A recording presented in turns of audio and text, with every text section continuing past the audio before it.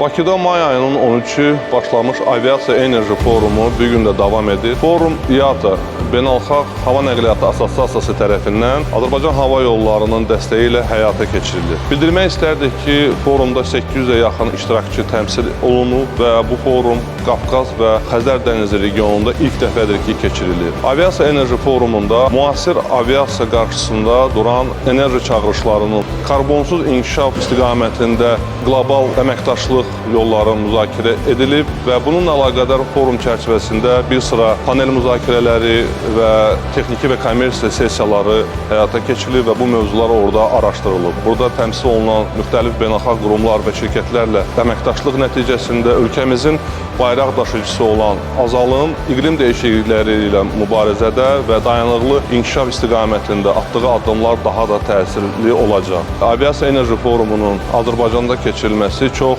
sevindirici haldır. Bu, ölkəmizin və Azalın beynəlxalq və regional miqyasda mövqelərini daha da möhkəmləndirəcək. Biz öz tərəfimizdən bütün iştirakçılara gələcək fəaliyyətlərində uğurlar arzu edirik. Təşəkkür edirəm.